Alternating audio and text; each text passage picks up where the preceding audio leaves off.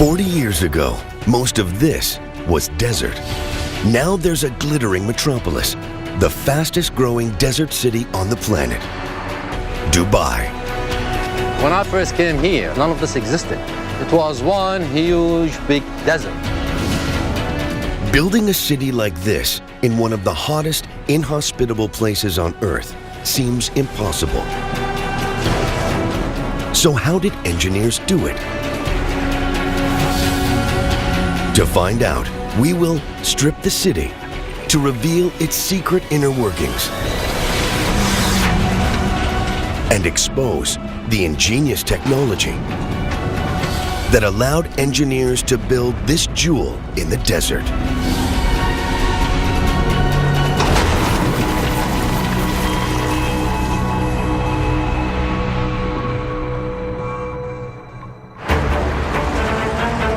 "8 a.m. in Dubai.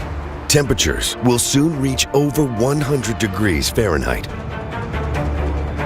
But Dubai's 2 million citizens don't have to worry about the scorching heat or know much about the technology that keeps them alive. The city's most visible techno-marvel is the Burj Khalifa. Half a mile high, almost twice as tall as the Empire State Building. It's the tallest skyscraper in the world.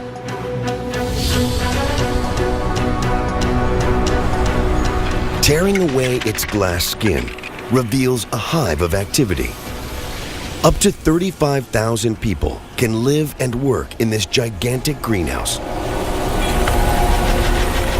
What stops them from being roasted alive? The short answer? Water. 200,000 gallons a day for this building alone. Finding this much water in one of the driest places on Earth was a huge challenge when the building boom began 40 years ago.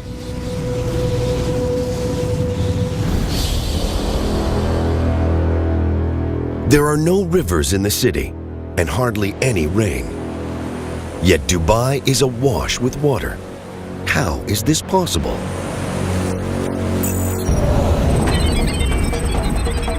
The answer lies 50 miles to the east in the Hajar Mountains. Geologist Catherine Goodenough knows this area like the back of her hand.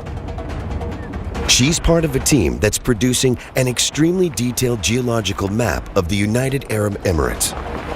We've covered pretty much the whole of the UAE. We've done something like 30,000 observation points. We have to drive every track, we have to try and drive over most of the desert, we've had to climb mountain ridges and walk up wadis. Basically had to cover the whole country. On her mapping mission, Catherine discovered signs that the Emirates weren't always as dry as today. Here in this deep mountain valley, this wadi, we've got evidence of water everywhere that we look. The wadi itself is V-shaped. That pretty much tells you that the valley has been carved out by flowing water. And then we can see that all the rocks around here have been smoothed off, just planed off and eroded by the action of water. 2 million years ago, Dubai was a really wet place. Where the skyscrapers stand today, mighty rivers flowed through a lush, fertile floodplain. But over time, temperatures rose and the rivers ran dry. As the desert swallowed the area, the water seeped away. But it didn't all vanish.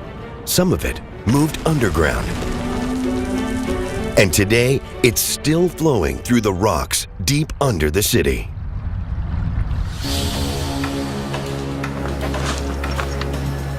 When the water's flowing through the wadis, of course, it's flowing really quickly. But once it gets underground, it starts flowing around between sand grains and pebbles and so on. It moves much more slowly. And also, of course, it can't evaporate as easily because it's not on the surface. So that water can stay there in the ground for thousands of years. And that provided the original source of water for Dubai. The ancient water kick-started Dubai's explosive growth.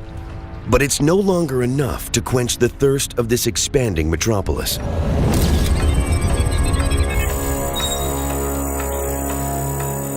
Today, the city relies on huge desalination plants that turns seawater into fresh water.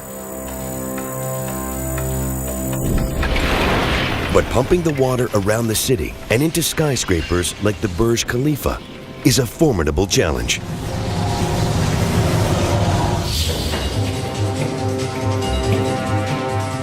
Engineer John Zwetz has overseen the installation of water networks into many of the city's towers.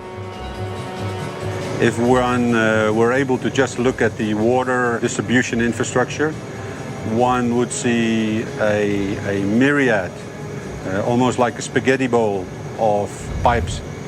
Water is distributed to every corner, at every floor, at every level.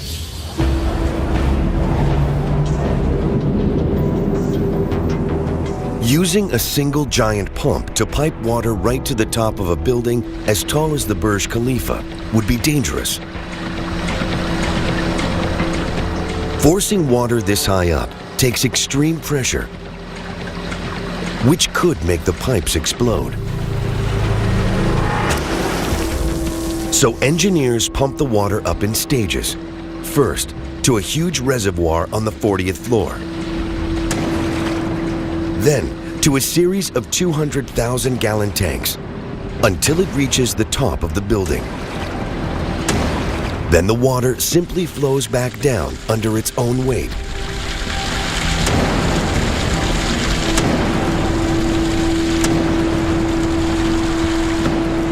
Almost 250,000 gallons of water a day pass through the building, enough to keep its inhabitants happy.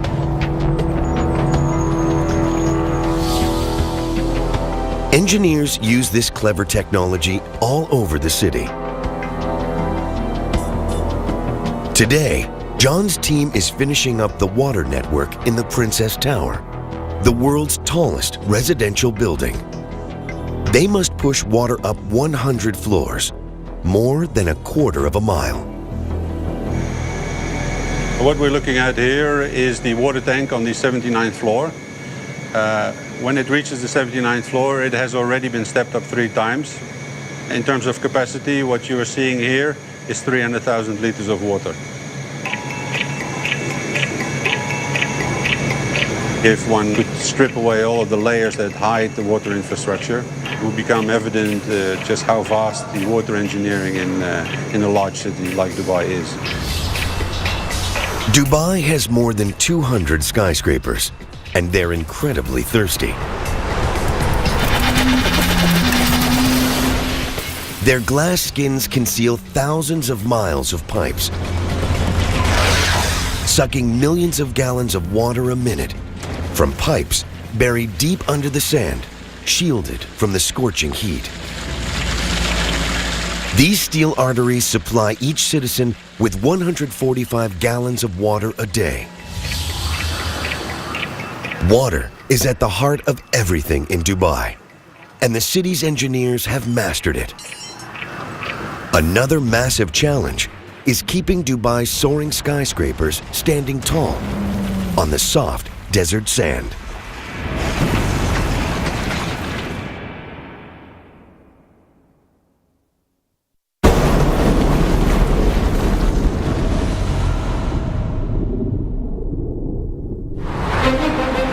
This is the most impressive street in the Middle East, Sheikh Zayed Road in Dubai. It's crammed with over 50 skyscrapers, more per block than in Manhattan. Each tower weighs up to 250,000 tons.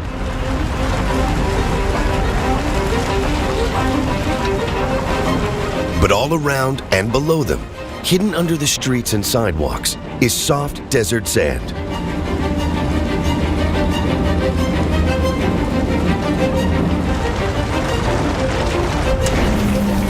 The big challenge for Dubai's engineers is to stop these towers from toppling over.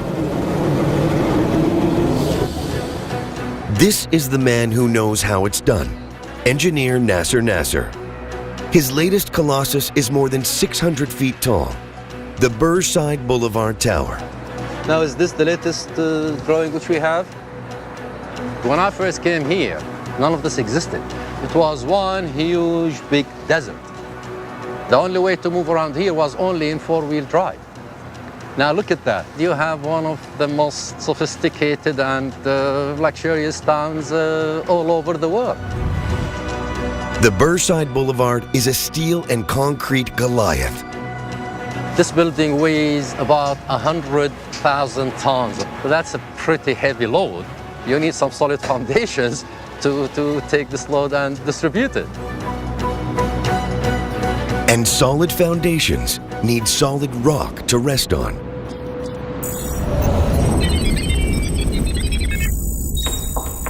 East of the city, in the Hajar Mountains, geologist Catherine Goodenough reveals the origins of Dubai's bedrock.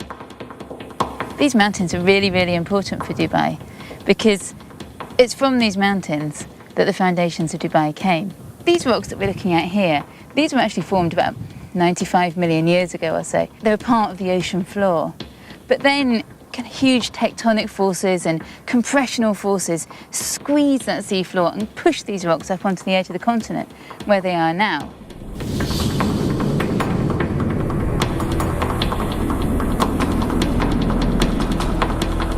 "30 million years ago, a crash of two continental plates thrust the Hajar Mountains 2 miles upwards.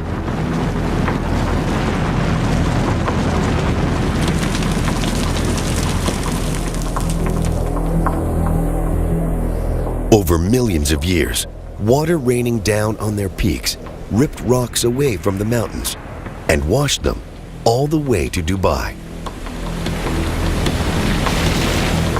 Here, they formed a thick layer of rubble.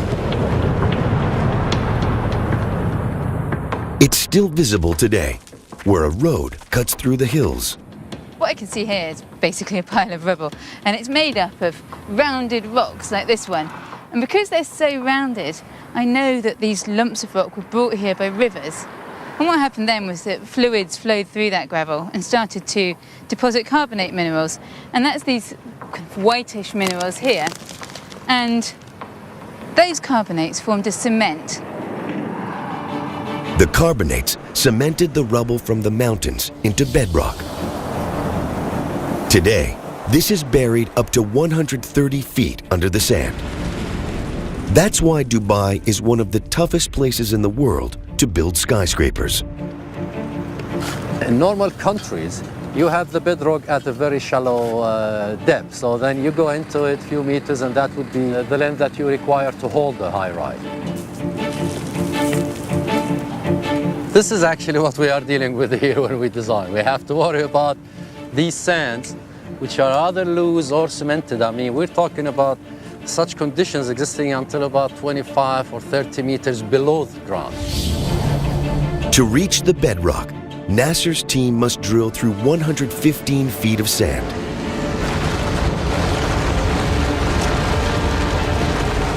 They fill the holes with a thick clay slurry to stop them from caving in. Then they drop in long steel cages and pump 100 tons of concrete into each hole. This hardens into a rigid pillar called a foundation pile. In Manhattan, a building like this needs just a handful of piles to stand up. In Dubai, it needs 250.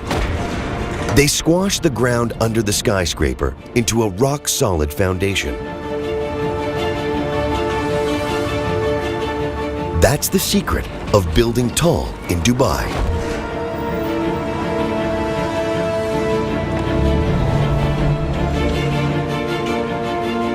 If you actually can visualize it and just look deep into the ground now, you would be actually looking at a concrete jungle with huge poles of 1 meter size.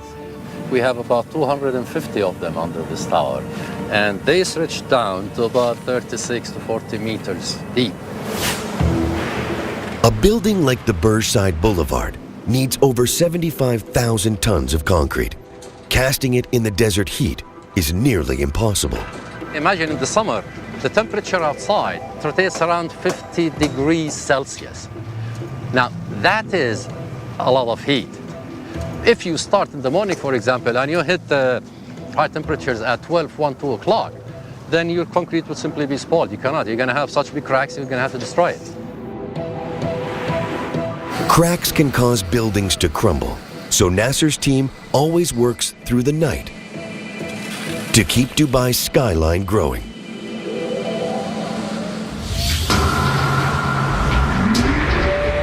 There's more concrete per block under Sheikh Zayed Road than almost any other street in the world.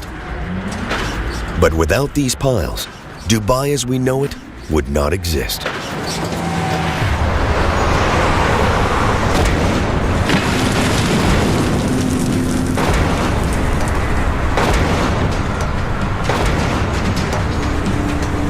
The city's engineers have cracked the challenge of anchoring skyscrapers in the sand.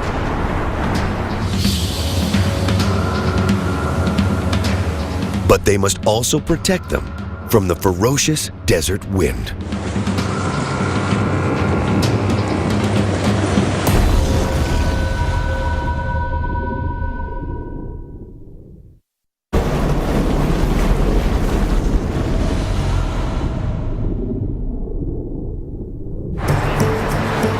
Dubai's extravagance is a magnet for the rich and famous, and this is the place where the wealthiest of them come to stay.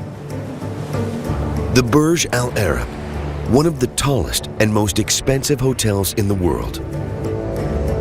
A week in this 7-star palace could set you back $100,000. VIPs arrive 700 feet up on the helipad. Landing here isn't always a breeze. Today, wind speed peaks at 45 miles an hour, a challenge even for former Canadian Forces pilot Don Douglas. We're half a mile back, 300 feet above the heli deck, establishing on final, firming winds again. As we get lower, I'm just going to load up the blades and anticipate for a little bit of turbulence. There's wind coming on one side of the strut and the other side, and then they kind of merge together, and it causes a little bit of turbulence. We're getting closer and slower, still on glide path, and we're going to start feeling the winds.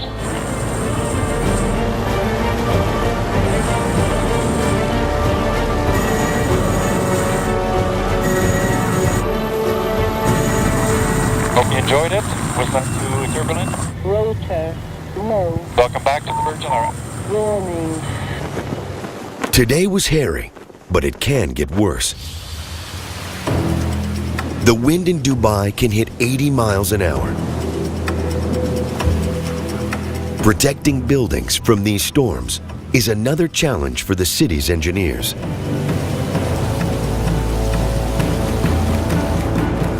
And this is the place where they come to test their designs. Tom Bell Wright runs an outdoor laboratory that can simulate a desert storm. Have you got this beam set up correctly for these guys over here? Tom's job is to test the cladding that makes up the skin of skyscrapers, and he uses an old aircraft engine as a giant wind machine. So this test today will test for everything that Mother Nature can throw at the building. If the system is going to fail, we're going to find out where it fails and how it fails.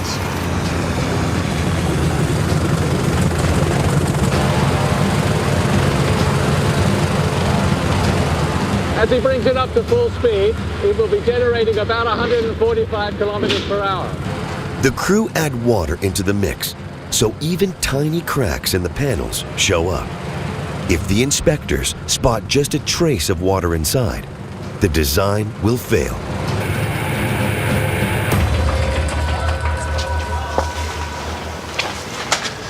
So how'd it go, guys? All good, I'm told. So that's that test out of the way. This dynamic test is a great test, that are representative of the real weather that we get. It's the kind of forces that buildings have to be built to resist. But it's not enough just to protect the outer parts of a building. In the Burj Al Arab, the most impressive technology lies hidden under its skin.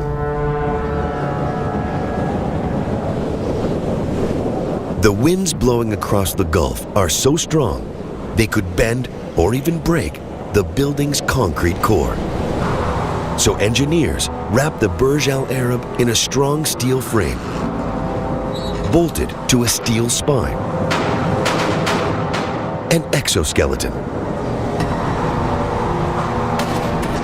This ingenious invention spreads the force of the wind and stabilizes the concrete core. Hidden inside the skeleton are shock absorbers. These move against the direction of the wind and reduce the motion even more, so guests can sip their expensive cocktails without feeling seasick.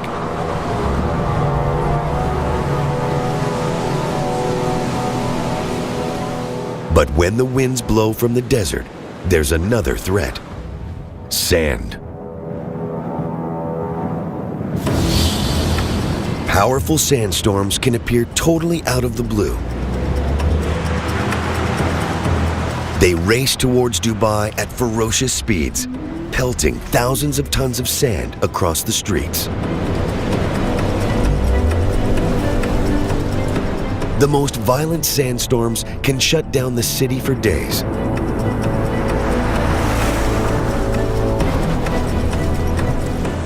This one, caught on tape, reduces visibility to just a few feet. Sandstorms wreak havoc on anything that's not tied down. They clog gutters, stop traffic, and ground planes. Dubai is in the firing line because it sits on the edge of the largest continuous stretch of sand in the world, the Rub Al Khali Desert. It's not the place you want to be on a stormy day. The visibility just drops to nothing, and driving around in the dunes, you've really got to be able to see where you're going. Catherine has ventured deep into the Rub Al Khali on her mapping mission. She's become a master in the science of dune driving. If I didn't deflate the tyres like this, there'd be a really very high chance of getting stuck. There's a bit more of an adrenaline rush driving in the desert than in the mountains. It's fast and it's furious. Going over the dune now, going over a dune edge, and it's just a question of letting the car drive. There's no point in touching the brakes, because if you do that, you just end up weighing in and you can end up in all sorts of trouble very quickly. Reading the contours of these dunes helps Catherine power across them. I'm just going to have to accelerate a bit to try and get up this bit of soft sand. And it gives her clues about how the wind interacts with them. Sand dunes are a bit like puzzles, really. There's quite a lot of information in them. Heading up this dune, I can see that the shallow side is where the wind's coming from, blowing the sand grains up the shallow side, and then they're blowing off down the steep side. It's quite breezy today, but most of the sand is still just rolling along the surface of the dunes here. As the wind gets stronger, it starts to pick up heavier grains of sand. When they crash back down, they release a myriad of dust particles. These billow high up into the air in dense clouds of driving sand. When they finally hit Dubai, they're not a welcome sight. Especially if you're the man in charge of health and safety at the Burj Al Arab. The sandstorm will build up from the inland, and you can basically see it's like a big cloud that is running up here. The cloud is covering the whole of Burj, and we're looking at a speed of approximately 15 to 20 knots when it will hit the Burj. Everything is full of dust, everything gets dirty. 4 times a year, armed with jet washers, a daring crew get ready to launch themselves off the Burj Al Arab to give it a good scrubbing. This is a high-risk event because these people are completely relying on the ropes and the harnesses which they are wearing. The gusting wind makes this a tough job. It's currently running at 10 knots now, so it's getting very close to that borderline where we need to stop work and get the people back from the sail. It takes 14 nights to wash all the sand off the Burj Al Arab and make it gleam again for the visitors. Most of Dubai's wealth comes from a geological treasure, oil. Extracting it is another major challenge for engineers.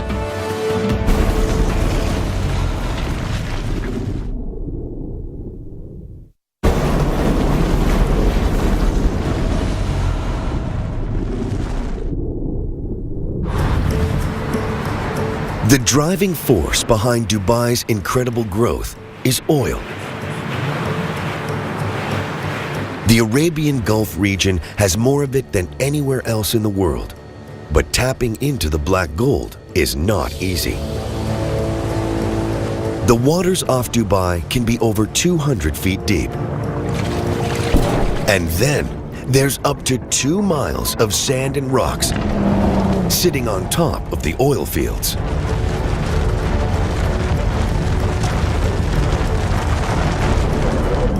Finding and exploiting those precious reservoirs is a real challenge.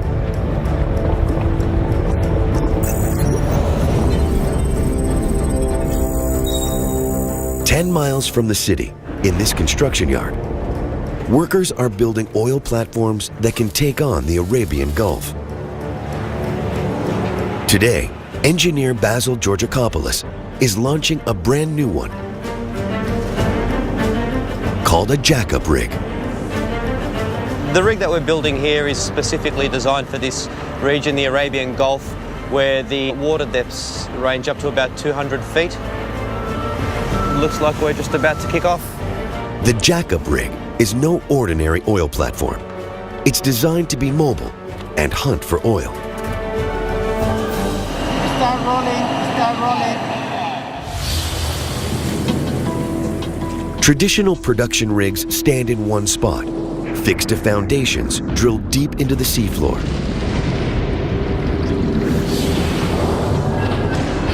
A jack-up rig is less restricted. It can float out wherever it's needed and then extend its long legs. Large, flat feet spread its weight safely over the seabed. They hold the rig firm while its drill pierces the rock to tap into the treasure hidden under the Gulf.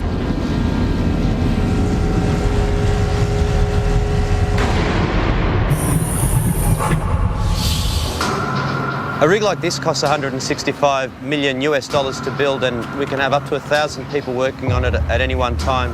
Such a big investment is only worth it because the returns out here are immense. The Arabian Gulf holds over 500 billion barrels of oil, the bulk of our planet's known oil reserves. How did so much oil end up in one place? Answers lie 15 miles north of the city, in a shallow lagoon. This is one of the kind of untouched bits of coastline. And I can see kind of zones that would be covered by the tide at high water. The tide has left behind thick layers of algae in the lagoon. It's got very dark, organic-looking stuff here along the tide line. I think this might be what we're looking for.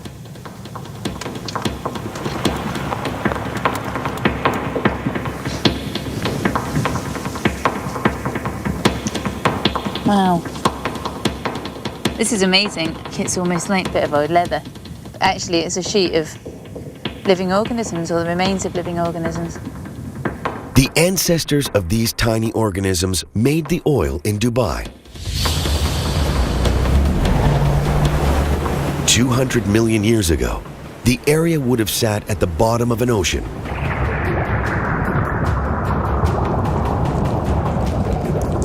Its warm, shallow waters teemed with microscopic sea creatures. As they died, they formed a carpet of cadavers on the seafloor. Sediments settled on top, increasing the pressure and heat below. Over time, this transformed the dead sea creatures into oil.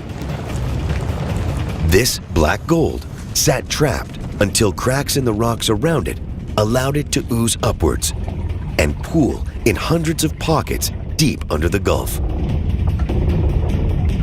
It's this geological accident that really put Dubai on the map. In the construction yard, Basil's rig is ready for action. The crew must now move the 6,000-ton steel monster onto an ocean-going barge. There's a lot of eyes watching, and it's a very critical operation so that we can actually achieve the delivery date. Right side, right side, right side, right side. They have just 80 minutes at high tide to complete the operation. If they fail, the barge could be grounded. This is the first time we try this barge, and I don't want to run out of time. At the moment, everybody's sort of watching these ramps that have moved a little bit with the tide. The team floods ballast tanks in the front of the barge to balance the massive weight bearing down on the back end. This is when the barge is really starting to feel the bending moment now.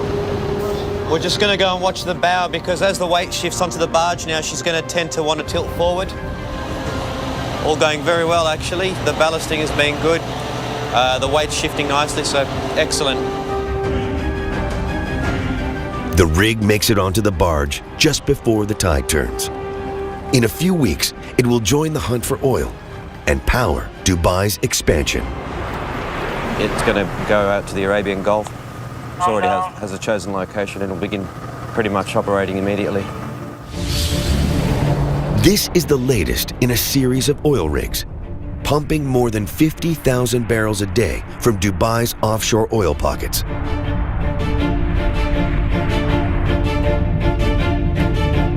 Together, they generate more than $1 billion a year for the city. Oil helped Dubai explode into the thriving economic hub it is today.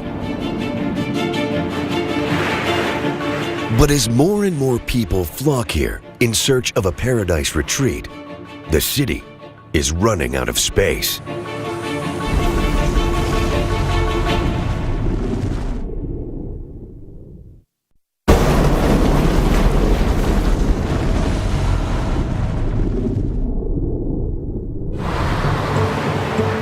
Dubai is the fastest growing desert city on Earth.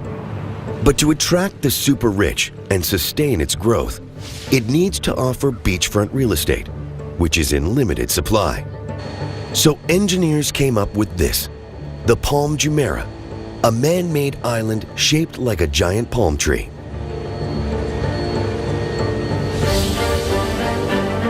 It's a monumental feat of engineering. Pulling the plug on the ocean reveals its true scale.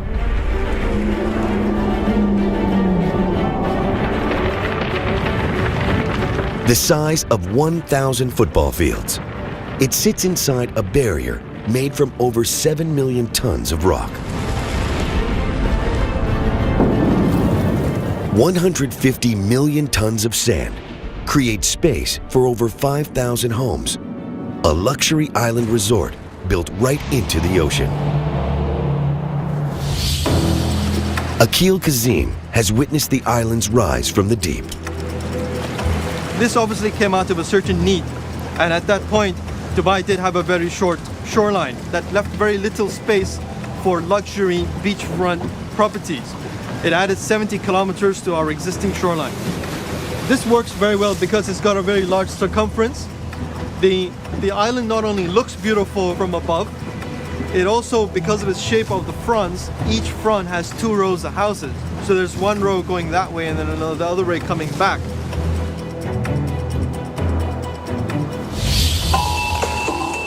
Man-made islands like the Palm are the ultimate way to expand the waterfront in Dubai. And this is the type of machine they use to build them. The cutter suction dredger, Khalij Bey. It can rip over 100,000 tons of sand and rock off the seafloor every week. Its secret weapon? This lethal cutter head. On the cutter head, there are cutter teeth mounted. These are the hammers that break the material. We are dredging rock, we are dredging sandy material. In this cutter head, at the inside, there's a big suction mouth, and it sucks up all material that has been loosened by the head itself. better not fall in. Building an island from scratch takes a whole fleet of dredgers. They must harvest more than 150 million tons of sand. A satellite feeds the exact shape of the island to the ship's navigation systems. Pipes shoot the sand back into the sea until the rough shape of the island rises above the surface. Finally, boats with huge suction pumps smooth out the edges.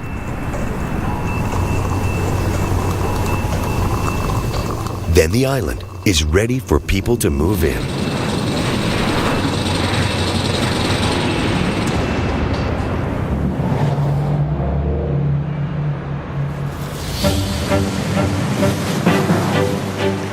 To buy here, you need cash.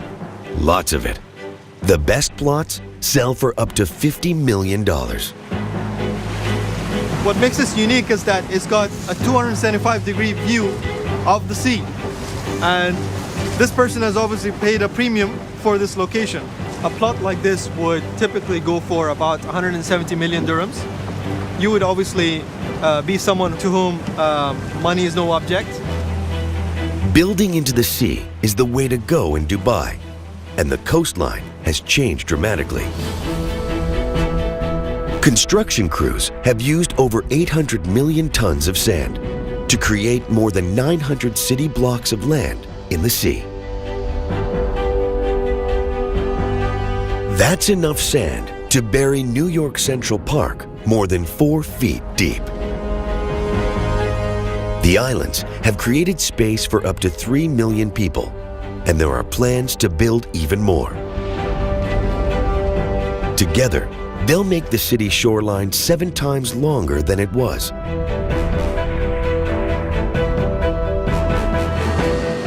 The dredgers have changed the coast of Dubai beyond recognition. But nature is fighting back. The wind and currents threaten to drag the sand back out to sea. Engineers must take drastic action to protect their coastline from the ocean.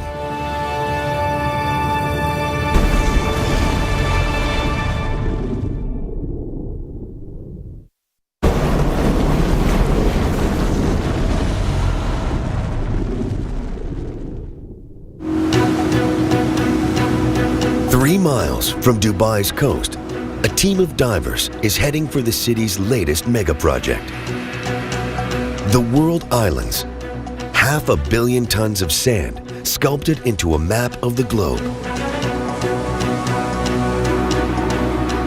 Defending these islands from strong currents and winds is the latest challenge for city engineers. Brendan Jack is on his way to inspect the island's breakwater, a huge wall of rocks that shields the islands from erosion. The team is searching for a recent addition to the site. We're using the GPS to try and find the location of it because we haven't marked it on maps. We're keeping the location of it quiet. This top secret location is the site of one of the most daring projects ever undertaken in Dubai. About here? Okay. 4 years ago, divers discovered a huge coral reef, a rare find in these waters. But it lay at the entrance of a busy harbor, and the corals were dying. Brendan and his team took on the challenge of moving the entire reef to the World Islands breakwater, a seemingly impossible task, never tried before. When the work was done, there was no guarantees of success. The coral we had here was what's called a hard or encrusting coral. It grows very tightly on the rocks. So if you use traditional relocation methods, it wouldn't work here. The reef was the biggest in Dubai, with 22,000 colonies of corals. If the team tried pulling them off the rocks one at a time, they would kill 1 out of 3. So they came up with a radically new technique.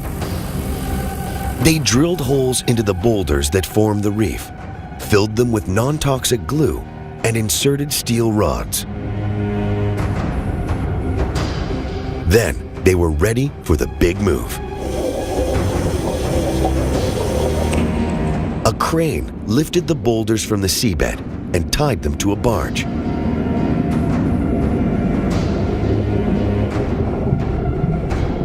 Now the crew could tow the corals 9 miles to their new home, so they never left the water.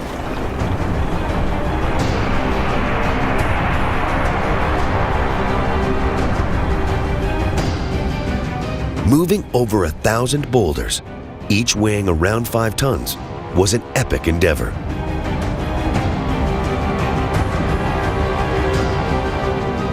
The team had to tow them out to the World Islands and gently lower them onto the breakwater, hoping the corals were undamaged. They have been spread over the space of 10 football fields to give this coral the best chance it possibly has for survival and for growing more coral out here on the reef. Today, Brendan's divers are checking on the corals to see how they're doing. Ready to dive? Okay. Rough weather stirs up the water. The swell that we're experiencing today is exactly why the reef is here. It is to provide that physical protection for the islands that have been created inside the breakwater. Normally, 1/3 of all relocated corals die. But on first count, over 90% on the World Island Reef are alive, a unique achievement. They must be on their way back up. How's it looking? Very, very, very healthy. Good, good. The reef is doing its job. Now that coral is adding to the protection for the existing breakwater that is on the world. So it fulfills a function engineering-wise, but also in terms of jump-starting the ecological growth on the natural breakwater that we have built out here. Moving the reef cost $10 million, but it's money well spent to protect Dubai's coastline. Ingenious inventions like this, hidden beneath the skin of the city, that defend its coast, suck oil from rock, anchor towers in the sand, and pump water up skyscrapers, made Dubai rise up from the dunes and become this jewel in the desert.